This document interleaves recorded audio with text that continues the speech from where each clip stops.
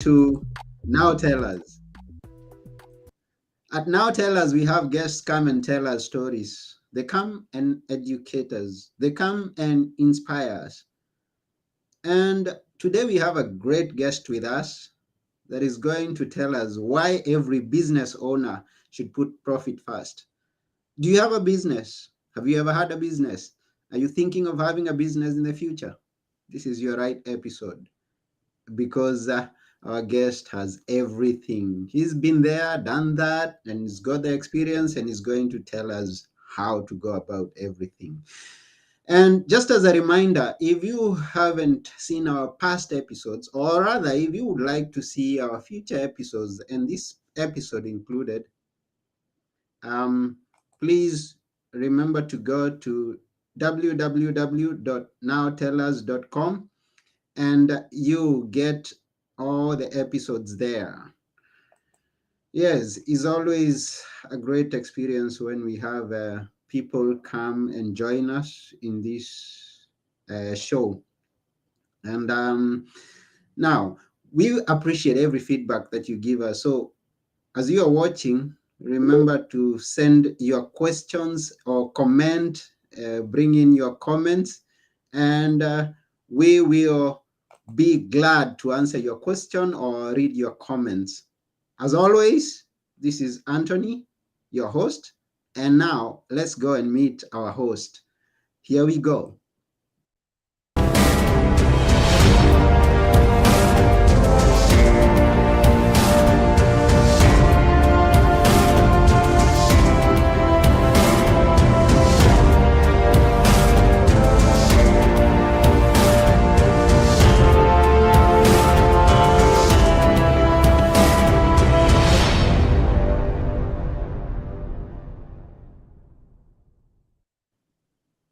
Hello, Brandon. Hey, how's it going? Can you hear me fine? Yes, I can hear you very well, and I can see you, and you're looking bright and fine. Awesome. Hey, literally, it just kicked me out for a second, and then I was like, "Uh-oh," and then I jumped back in. So I'm back here, No, you and are here. You've no been problem. here. Yeah, awesome. Yes. So our guest today is Brandon Neely, who has a lot of experience with business, and he's going to tell us the experience and all that he has to share with us today. But before we go into that, we'd love to know a little bit about Brandon. Please introduce us to you. Yeah. So I am Brandon Neely. I'm a excuse me, serial entrepreneur, which is really fun to say, meaning I have run a couple businesses, sold a business, learned what not to do, and now I'm started our new business, which is about 4 years old, so it's not so new anymore, and really just trying to help people succeed, right? Because majority of small business owners fail. 85% of them fail within the first 5 years, and a lot of the reason they fail is because of access to cash flow, not understanding how money works, and they end up just creating a job when really they wanted to create some sort of freedom. And so my hope in business is to create entrepreneurial poverty. And by not being in poverty, entrepreneurial poverty, we're able to affect so many more people's lives. So that's Hmm. in a nutshell what I do. So you can ask me all kinds of questions about what not to do. Okay, let's start. Where are you based right now, and what are you doing? What were you doing before you came to the show? Oh, today? Well, Yes. I'm in Cincinnati, Ohio, Hmm. and literally I'm at my home office. Okay. I have bought an office condo, and I have a office outside of my home. That is amazing to have a space not, you know, close to home. That not that I don't love my son and all of that, but I can get more done. He was up here like 20 minutes ago asking if he could be on the show with us. Oh, that's wonderful. I'm always looking at, and I'm always happy to work close to the people that I love. And now you talk about creating a job in the name of putting up a business. Please Yeah. drive us deeper into that. How can I create a job in, and well, I thought that I was putting up a business. Yeah, I think a lot of times people go into business to have some sort of freedom, right? Mm-hmm, Some sort of, I want to be free. I don't want to work for quote unquote the man. I want to start my own thing. And then we realize that we are making less than when we were working for somebody else, right? mm-hmm, It's like, oh wait, one day we'll get paid, one day it'll work, and we realize we've created a cash eating monster versus a profitable business. And then here's the thing, and at least in America, it is illegal to not pay minimum wage to your staff. All right, it's illegal to do that, right? mm-hmm, Um, However, we do not, as business owners, it's not illegal to not pay us, right? And so I think that sometimes a lot of business owners are hoping they're going to be in a place of success, but they never actually build the right systems to make sure they're paying themselves a fair wage. hmm. I've never actually thought about it in the way that you've put it. That I'm obliged to pay my workers, my employees, and I am going to be very careful not to pay them. But then I may not put much attention into whether I'm getting paid myself when I have my own business. Hmm. That's interesting. Yeah, Interesting. Hmm. Yes, and then you talk about profit first, and yeah, our episode is titled "Why Every Business Owner Should Put Profit First." But then going into your profile, I realize the words "profit first" mean much more than just what they mean in this sentence. Tell yeah. us. Yeah. So I will tell you, my old business name, and I've sold that business, was Overflow, right? And what I learned in Overflow, and the whole idea of Overflow was to be able to make sure I'm taking care of us, then we had to affect the community around us, and then maybe the nation and the world, right? Mm-hmm. And then flowing through like that. Well, what I learned is I was not taking care of me very well. Mm-hmm. Again, that whole staff problem and different things that happen. So profit first is really doing the reverse of the old way of what profit is: sales minus expenses equal profit, Mm-hmm. right? That's what everybody's taught. But what Mike McAllowitz, the founder of Profit First, he wrote this amazing book, Mm-hmm. um, and and what he says is what we need to do is reverse engineer it. Put profit first and then back end everything else, right? Mm-hmm. So what they call it, target allocation percentages. 5% goes to profit in this target allocation percentage, 50% to owner's pay, Mm-hmm. 30% to OPEX. And then I don't know about in where you live, but in where I live, we have to pay taxes. And Mm-hmm. so we have 15% for taxes. And a lot of business owners, I swear, forget that they made all this money, but they owe taxes on it.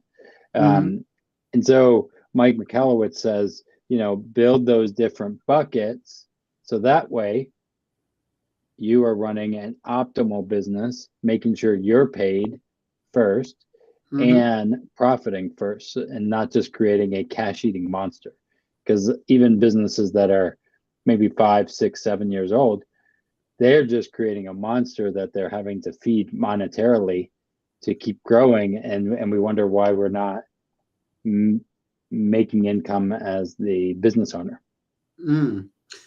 And how sure am I going to be that, or rather, I may decide to go profit first, but then how do I put it into practice when I haven't had any experience in business? This is my first time. I'm going, Yeah, like, yeah.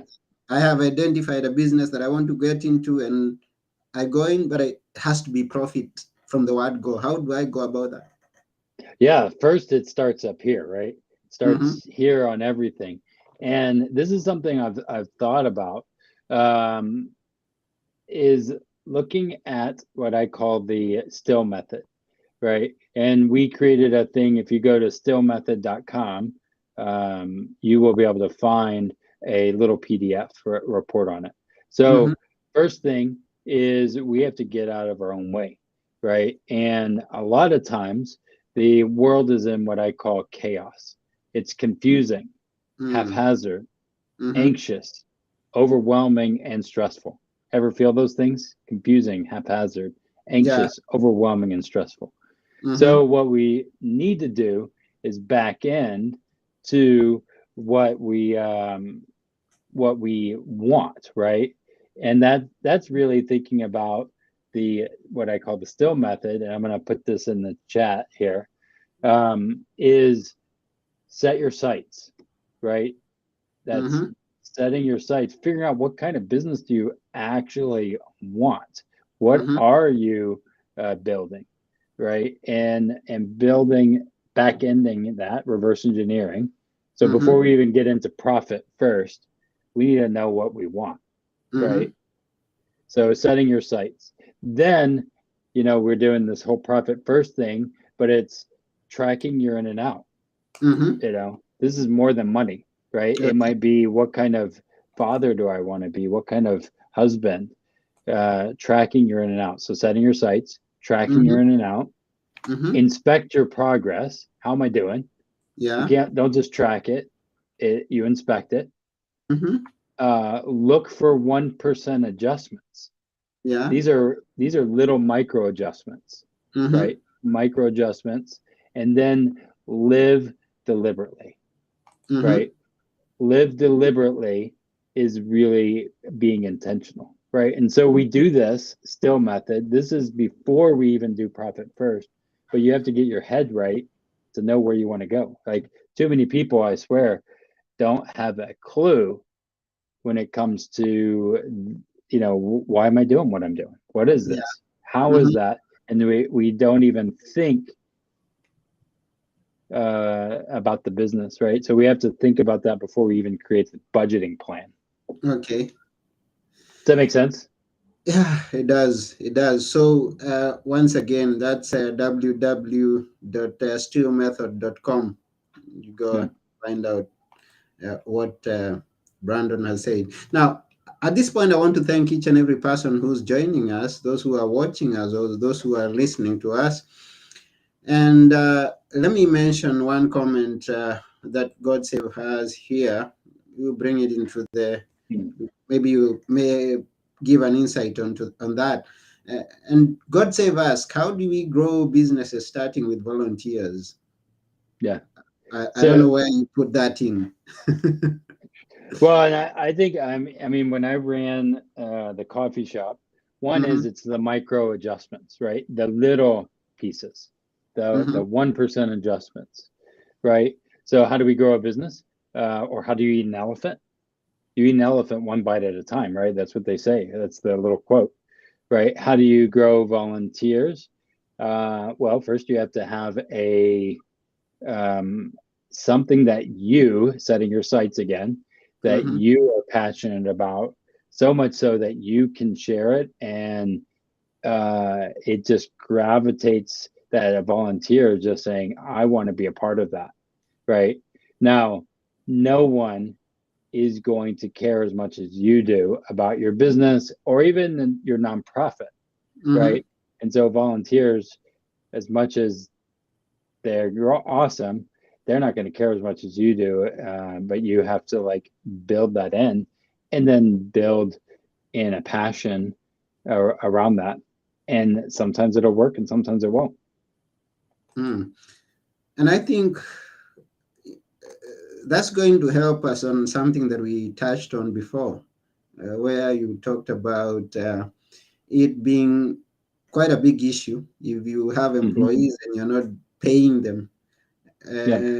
And so, in order to for you to scale, that's my idea, and I don't know how you view that. In order to scale your business, and thank you, God save, for asking such a question. I could look for people who are interested in supporting my business from the beginning. That is not going to be a big expense on my side. Yeah. Is that the way to go about it? Yeah, I mean, volunteers. It's again, you have two types of equity. You have sweat equity, and you have money, right? Hmm. Hmm. Uh, Capital, real capital. And so, in some levels, you're using sweat equity, right? The Hmm. relationship of people, volunteers, to get things going, right? And you might lean on that early on in your venture. And that means that you have to be so clear about your vision and your mission and your plan that I don't know, that they just want to serve you. Not, and a lot of it's just the relationship they have with you. Hmm. I've gotten volunteers to help in our coffee shop, social enterprise, to do all kinds of things, right? Hmm. Um, and but it starts with a good relationship. Hmm. Now, let's go back to money. We were trying to look at how to Yeah. reduce the money out going out. You call it the money game, and you talk about winning in the money game. Why is it a game? Well, I don't know if you ever played the game Cash Flow by Robert Kiyosaki. So the thing I think about in business and any of it, most of the time, what I've learned is don't do what the banks tell you to do. Do what the banks do. They are making a ton of money off of us going into our own ventures, right? Our own thing, and giving us capital maybe at a cost. Hmm. Hmm. And we have to learn.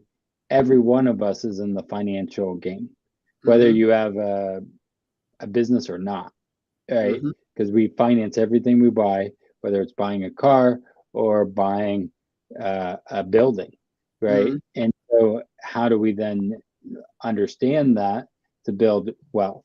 Most business owners and people don't realize, they think, I'm just going to sell this widget and this widget's going to make me a lot of money. But there's other players. I mean, Uncle Sam, when I buy start my building or business, a Hmm. lot of that's going to taxes right off the top. And so I have to think about, how's money flowing through me and how can I capture it to create more opportunities, not less. Mm. Yeah, thank you for that. And now, since you brought one great guy, Robert Kiyosaki, who teaches about money and talks about money, uh, tell us a bit more of what he talks and what you've implemented into this that you've put that you're working on.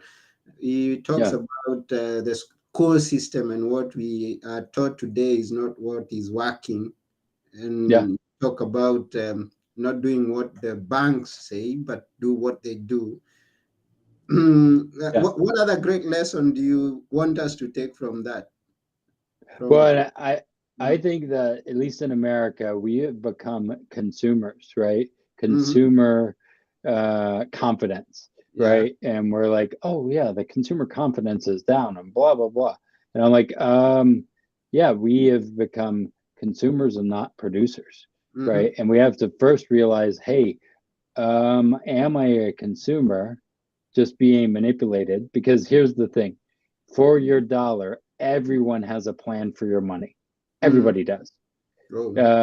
Watch a commercial, watch TV for 5 minutes, and I guarantee you'll see an ad, somebody saying, you know what you need to do? You need to go buy McDonald's, Hmm. right? Or whatever, it doesn't matter. Yeah. So, first, you have to understand that everyone has a plan for your money. And if you do not have a plan, strategy, you are going to be lost, right? Hmm. Hmm. So having a good strategy and plan, and then understanding, as you know, the money game. Well, as I have access to capital, I can now use that to make money for myself, helping another business owner. So I use a method I call infinite banking yourself, which is uh, specifically in the US, but I have a properly designed whole life insurance policy that I use I've used it to buy a building in my for my office, Mm-hmm. right? And then I pay myself back, right? Mm-hmm. I own an asset. I'm the owner of the asset. I'm also Okay. the renter, right? I'm also renting because I'm a business. My business is housed there, so my business is paying me rent back to myself that I'm going to then turn around and reuse again, right? Because I'm in the money game, Mm-hmm. right? But I'm not just doing financial services stuff. I'm now a quote unquote landlord. Just so happens I'm the tenant too. Uh, the best tenant, right? Because I'm going to make sure that no one destroys my stuff because I'm would be anyway. Uh, and then you think about that, and then I'll recycle that money as I pay it back into my what we call policy to then use to help on the next deal Mm-hmm. or YouTube ads or who knows what. I don't know what I'll do next, right?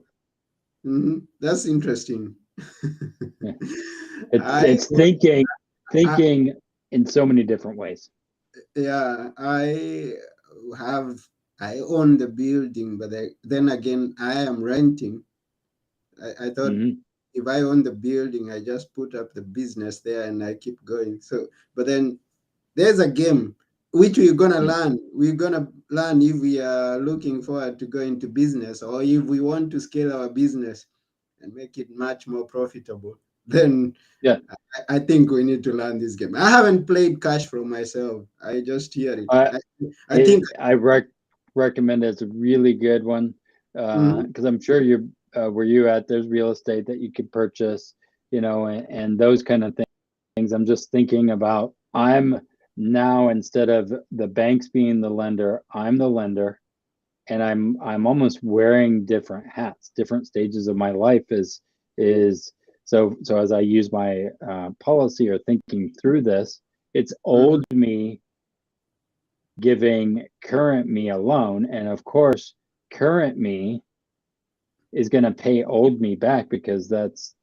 important, right? mhm, And so I want to think about that as, you know, just in a positive way of saying, okay, if the banks would do this, again, don't do what the banks tell you to do what the mhm, banks do. mhm. Understand in every business, whether you're making widgets or coffee or whatever, we're all in the finance business.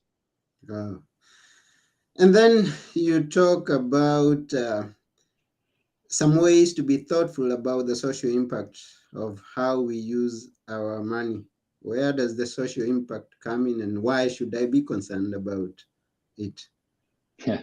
Well, we have one planet.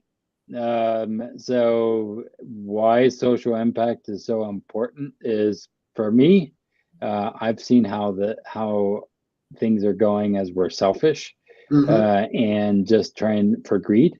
And I don't think that that's healthy personally. And I think that wealth isn't always about the money, right? Wealth is defined so much broader than money. It's about health and relationships and wealth and family and those kind of things. And again, why social impact and why thinking about that? We all mm-hmm, live on one planet. Like if we are just destroying it for in the name of profit, mm-hmm, right? And I'm a profit first person, but profit in its right place, then we have no planet to live on, right? I mean, I think that's just something to think about, or thinking long range. mm-hmm, What kind of place do I want for my kids? As my son is 4, what do I want to give to him? And I'm a steward. We're all stewards. mm-hmm, But if we do not take up if we just keep giving it to somebody else to say they'll fix it, the responsibility is on each and every one of us, I think. mm. So it's profit fast, but then even it being profit fast, I should be careful about my social standing. And what ways do you suggest, as I asked, what in what ways should I participate? What Oh, what and profit first, or in I think as a business owner, first is you got to know what you want to do, what kind of impact do you want to make, or problem do you want to solve. Is it sustainable? Right? Do your numbers, right? Mm-hmm. Is it a good business model system? Those kind of things. Um, and then we just do my values align with it? You know, a lot of times people are just going after greed, right, and not other things. Not, I mean, again, maybe that's good. I don't know, but for me, I am an activist first. Mm-hmm. I've been an activist. That's why I had an ethical coffee shop. Okay. Um, but a balance of still making sure if I help people in buying ethical coffee, right, in South America or something, but I don't take care of myself, then the business is going to die because I've taken care of myself Mm. within reason. So Oh, wonderful, wonderful. We really appreciate all that you are sharing with us today. Is such an impactful information that we are gathering. And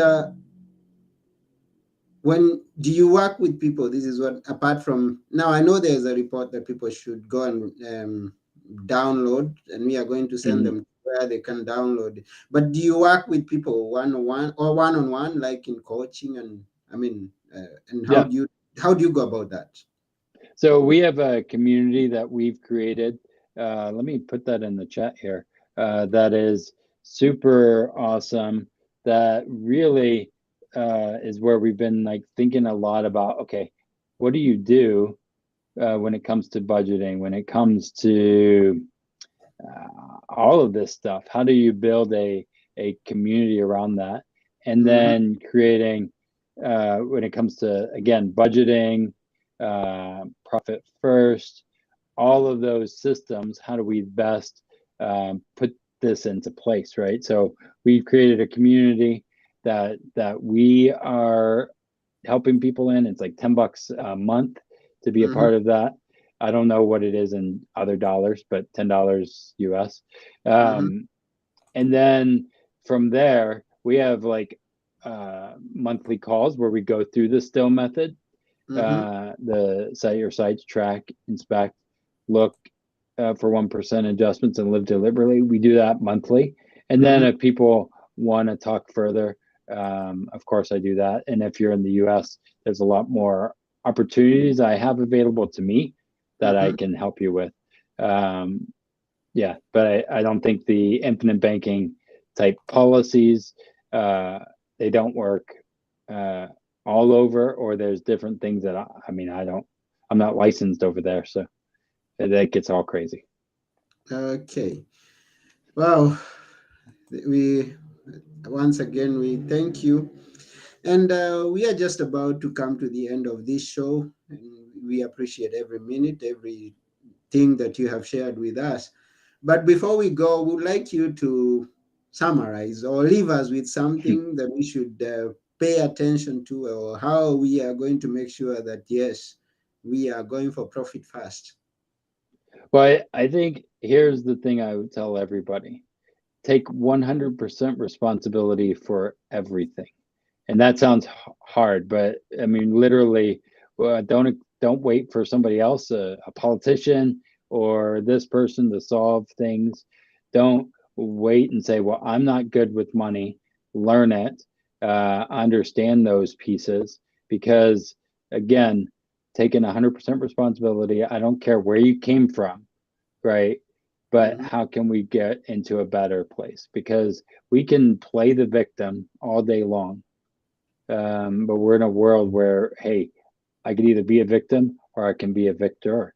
And how do I change that? And that's taking responsibility for my own actions, changing those thought patterns, and find a community of people that are going to push you into the right places, not just say, oh, it's, you know, mm, anyway, that mm. that's my biggest takeaway.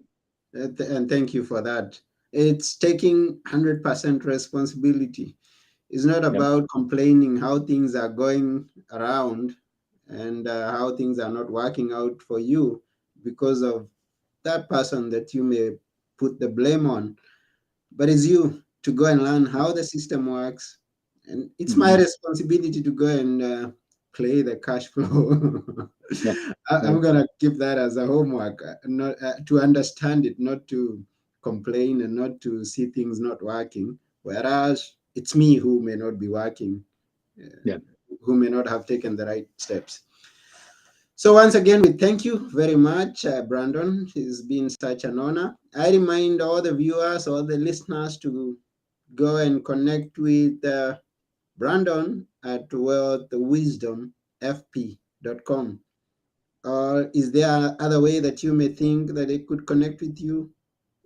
Definitely go on our YouTube channel, subscribe on our YouTube channel, on our podcast. If you are listen to podcasts, go to Wealth Wisdom Financial. If you search that, you should find us. You can find me on YouTube at Wealth Wisdom Financial. You can download our free report. That's wealthwisdomfp.com/report, where Mhm. you can get a free report. And I'm just really, I want to be an advocate. I've seen people, again, the failure rates are high. I want to see us not just be taken advantage by the banks, but thrive amidst all this chaos. Mm. Okay, thank you very much. The report, the link to the report is in the description of the video everywhere. So go and get the report and go and connect with Brandon and put profit first in everything, in your business, that is. And remember that the environment, the world, the society depends on the steps that you're going to take in everything that you're going to do. Think of others as you don't forget yourself too. And you say that's Brandon. Take 100% responsibility. Thank you very much, Brandon. I've been your host. And together with Brandon, our guest today, we are both saying bye for now. Bye for now. Bye.